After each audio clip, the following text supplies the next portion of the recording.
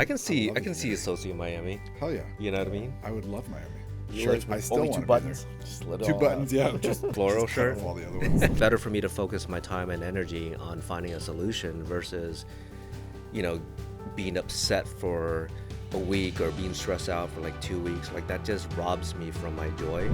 This is a relationship business, like the mortgage industry, right? It's a relationship business, flipping relationship. The product changes, Yeah. but at the end of the day, it's about who you know, who you trust, who you want to do business with.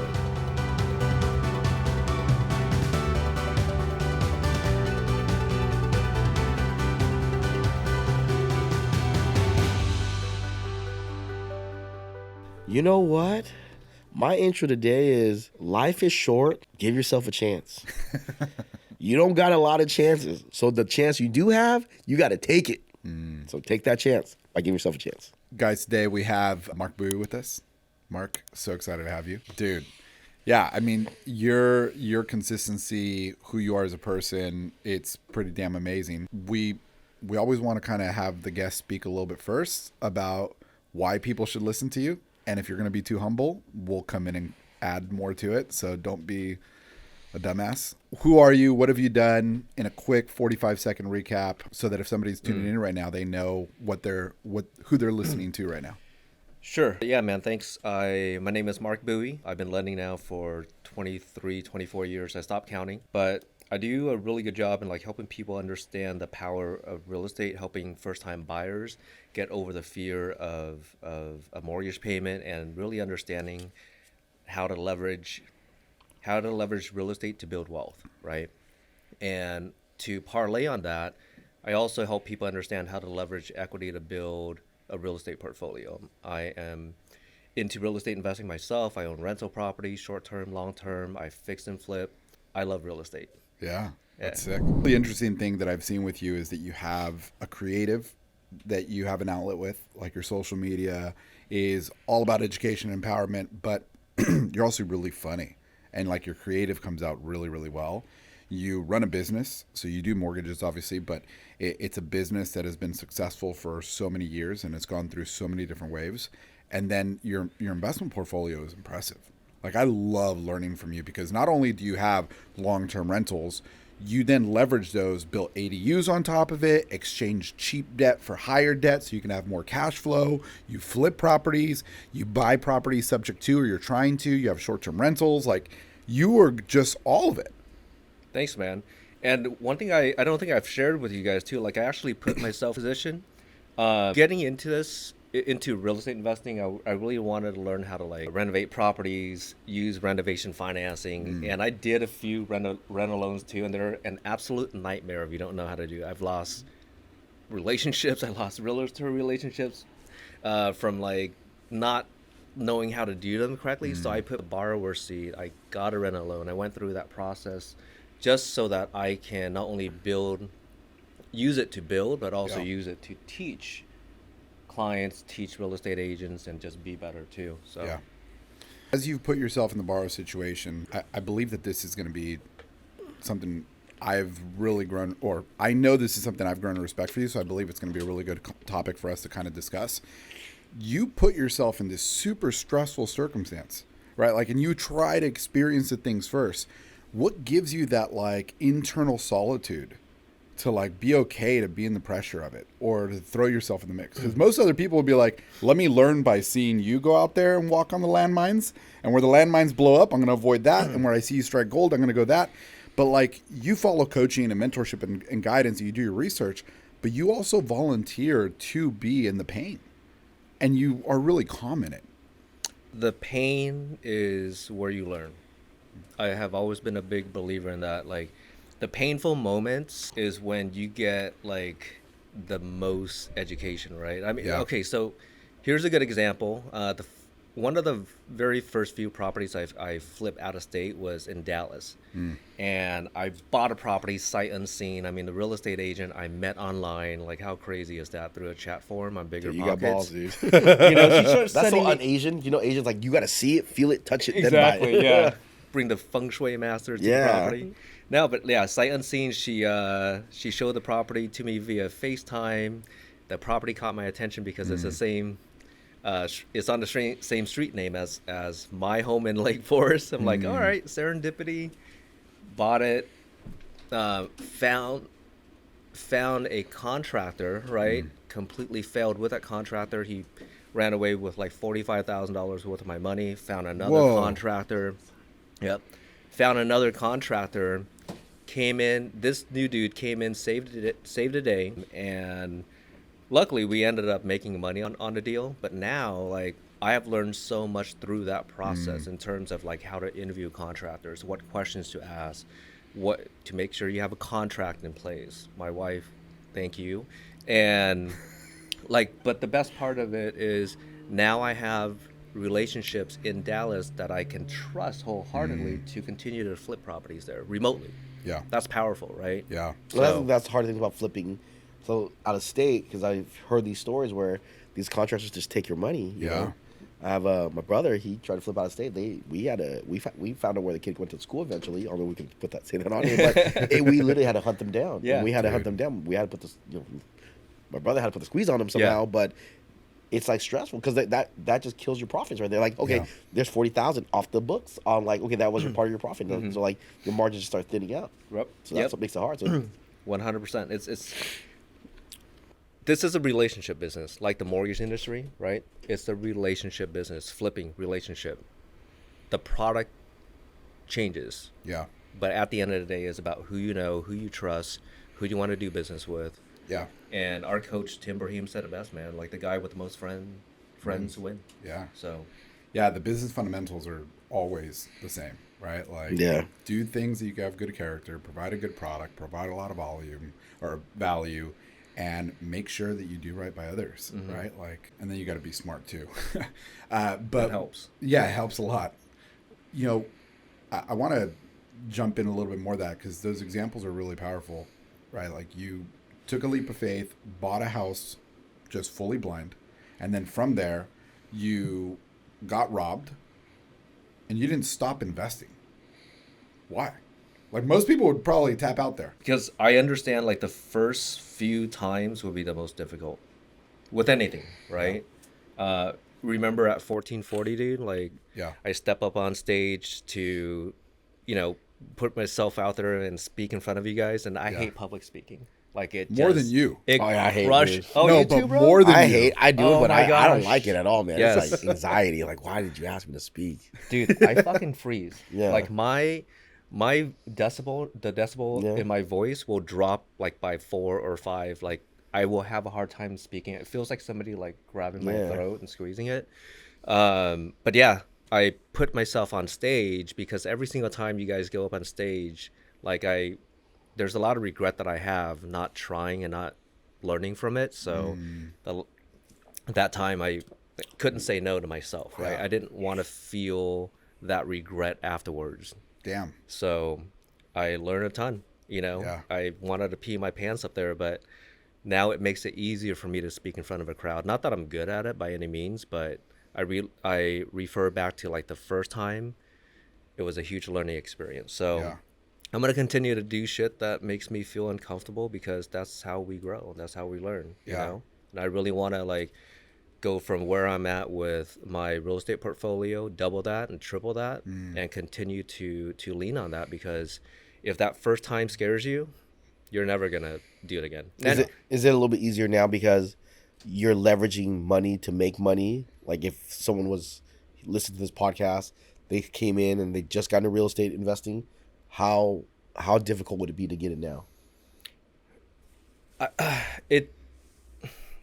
It's difficult only if you think it's difficult. There's always a way to make something happen. Like you can figure stuff out. Like if somebody brand new wants to get into real estate investing, let's just say you want to flip a property, right? And you don't have any money, and you've found a really good deal or a really good opportunity, you can hit up your friends, your family to raise money. Oh yeah. There's tons of people now. Exactly. I think the hard thing when people do that, they start count. Oh, they're gonna take half or 75% of it because you found the property, you deserve more, but you had no money. That's why I think like these young guys that hit me up, hey man, can you help me do this deal? But bro, you just, because the house fell on your lap, you don't know that you're not putting up any money in the cost, but that you want to make half or more than half. It's like, it doesn't make sense. So you just So so what you're trying to say, like, be realistic first. Be very realistic first, because think about it. Like, if you, let's just say I had this class on like flipping properties, right? And I charge several $1,000s. You're gonna pay money to learn from me, yeah. Yeah. But if you have a deal, a real life situation where you can actually make money, but you got to pull in other people to help you out, consider their share, maybe if it's 50%, your tuition fee. Yeah. You're still making money, but you're able to learn at the same time. It's like Yeah. going to college and getting paid for it. Yeah. School of hard knocks. Yeah, exactly. Right now, you think anyone who is into it, is it better out of California or in California? I like California. I also I like markets that I understand, right? And the two that I understand in California and also Texas, or Dallas, Texas specifically, because I know people there. So I think you can flip in virtually like any market, right? You just gotta, you make money in the buy, right? You hear that a lot. Yeah. You make money when you buy the property. So long as you buy right, you buy it, meaning you buy at the right price and you're not overpaying for stuff, you can make money. You know, like, you just got to make sure you have the relationships in that market to pull off that renovation. And that's why Thatch tells me he just Seattle, like he runs Seattle. That's all you need. You don't need to bounce, between 5-6 different markets. You got to find a market that you feel comfortable with and do it over and over and over again. Like right now, like I love the Marietta market, the Temecula, the Menifee, like that. I do a lot there. So I do some here in Orange County too, but not a whole lot. What do you like most then out of all of it? So you have your long term, your short term, you have your flips. What is the most enjoyable? Flips. From a creativity perspective, flips, because it allows my partner and I to really, use our imagination, use our creativity to redesign space, so I get a high out of that. Yeah. I'm artistic, to begin with. But from an income perspective and a wealth perspective, long term. I thought short term would be, like the only short term experience I have is in Big Bear Lake, and I think I bought 3 years too late. It's so competitive right now. We're not losing money, but we're not making the money that we Projected. Yeah, exactly. Yeah. So Yeah, that thing was a very sexy aspect that went away real fast. it's a sexy idea, right? I mean, you have a vacation home, you do an Airbnb, and you can use the space whenever you want. Yeah. But in reality, it's not like that. Yeah, absolutely. The only thing that I've seen even be the safe haven for anybody who is listening who's thought like, oh shit, like I bought 3 years too late too. Like, what do? I'm breaking even. It's not as sexy as I thought. The only safe haven there is the cost seg. The cost seg is, because it's the easiest cost seg to qualify for.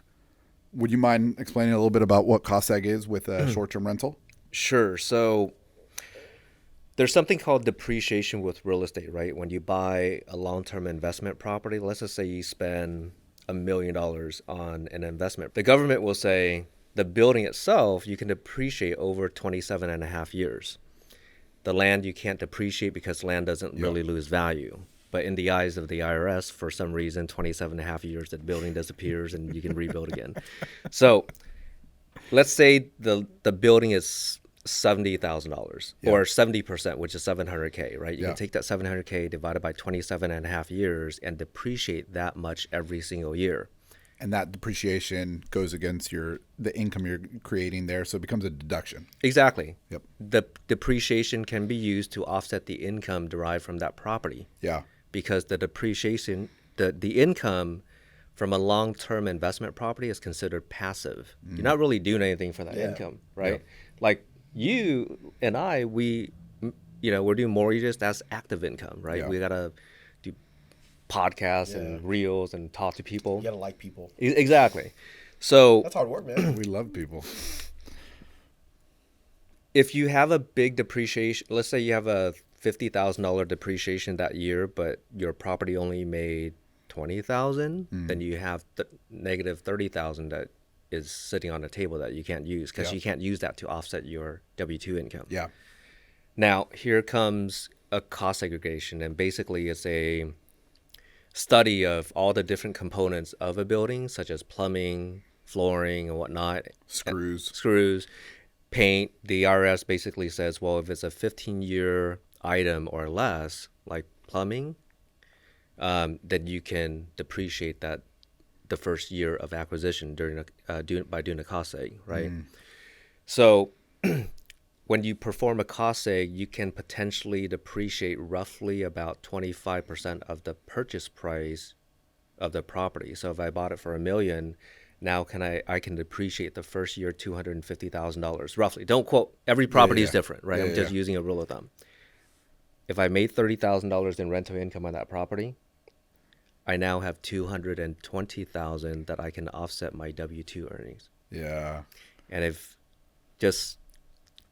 I'm using 30% because just to keep the math simple, that is $66,000 in taxes I save off my W-2 earnings. If I'm smart about it, I take that savings and I buy another one.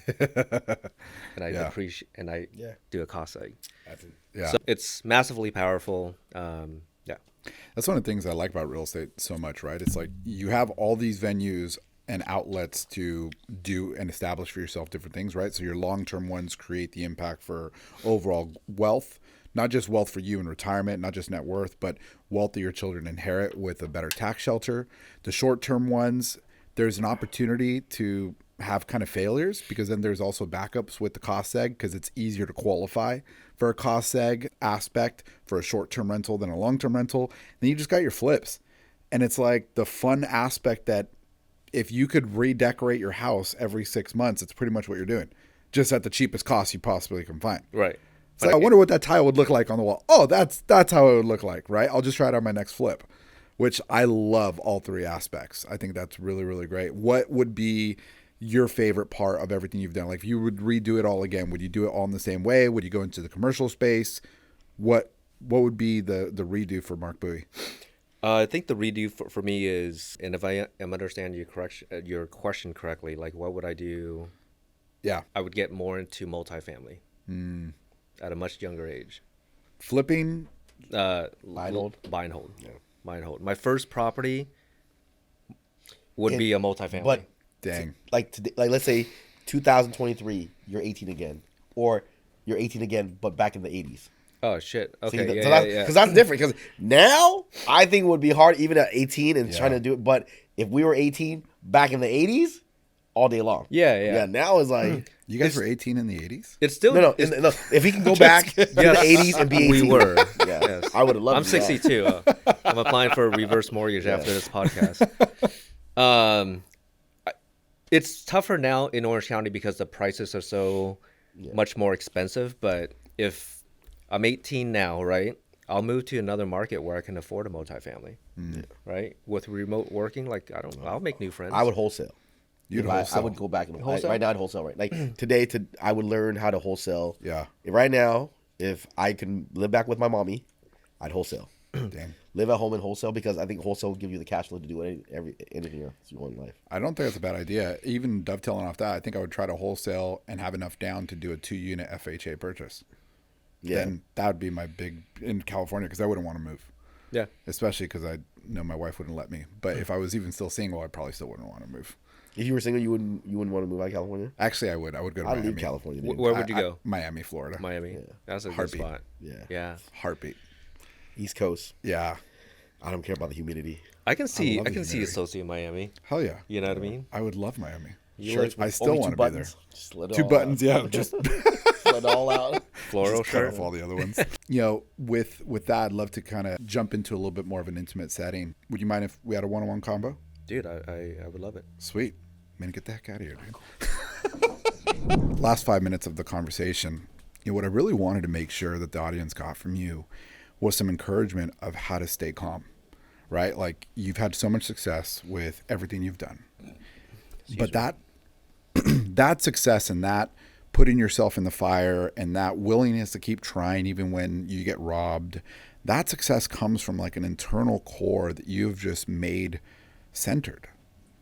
Like you really have, right? We're such close personal friends, and I have seen that you have centered your core, that no matter what fire comes out, whether it's issue at the close, whether it's somebody just robbed you 45K, whether it's you have all the pressure of employees you have to make sure get paid in a retractionary period, you always have this power to be centered and operate out of that. And so every good entrepreneur, the things and the stats and the articles I've read, their greatest trait is not their skill set on sales. It's not their skill sets on grind. It's their ability to pivot. And that ability to pivot is even most optimized when you can stay at peace inside and pivot correctly. So how do you do that? What is the secret for the Marc Bui Zen? I only realize that I have this Zen power whenever I talk to you, Sosi.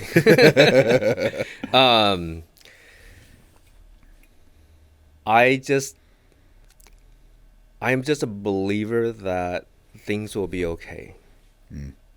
Like Kimberly is really good at teaching me. She goes, you can't control the uncontrollables, right? If you worry about things that are outside of your control, it's absolutely useless. So, for example, the $45,000 rip-off contractor situation, like, okay, like if I panic or got upset, what does that solve? Yeah. Okay.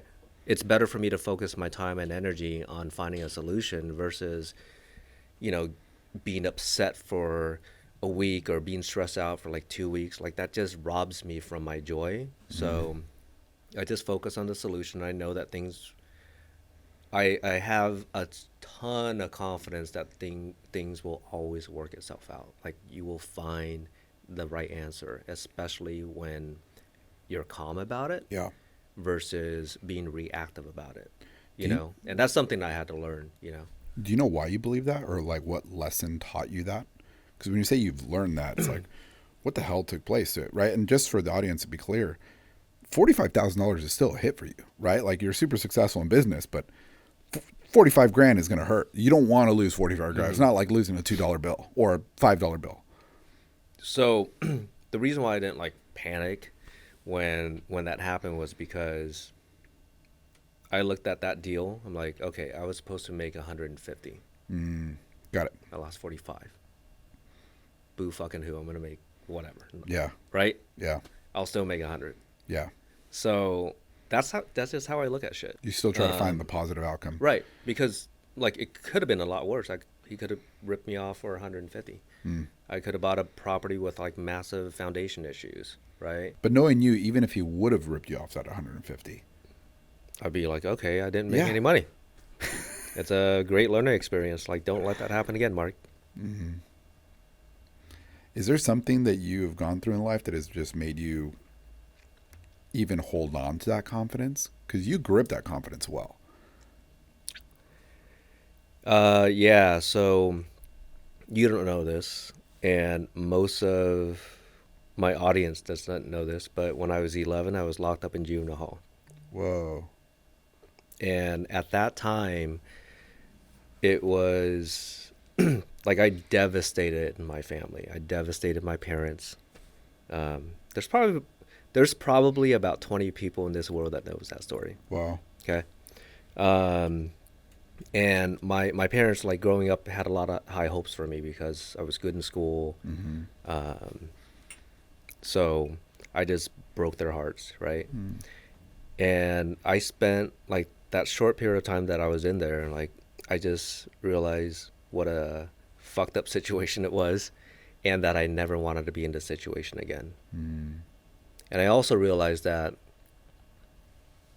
this time too will pass. So it taught me a lot. I learned a lot during that short period of time. And after that was all said and done, I'm like, oh, this is fucking great. Like I get to roam outside as a free man or a free boy. I'm like, oh shit, this is awesome, So I don't let shit bother me a whole lot. Wow. Dude, that's powerful. Thank you for sharing that. You're welcome. Yeah, like, I mean, once you hit the bottom, it sounds like, right? Like you just identify and learn to appreciate some of these things aren't that big of a deal. Yeah. That wasn't the bottom. 2008 was the bottom. 2008 was the bottom. Yeah. But no, that's really good, man. Thank you. That is super encouraging to me that it will all be okay. Yeah. Yeah, it really will. It will, man. So if you're listening and you've been thinking to yourself, holy moly, I want to hit success, just remember that discipline to create success comes from awareness and confidence that you have opportunities in life, you have gifts of life, you have freedoms in life, and it's up to you to take advantage of them. One of the best ways to take advantage of them is knowing that with the right attitude, with the right diligence, with the right perspective, it will all be okay. And for you to give yourself a chance, even when you feel nervous, even when you feel scared, it's worth it. Living with no regrets so you can create the success you want is definitely a gift that you get to have. So I hope this episode helps you give yourself a chance to experience that for yourself.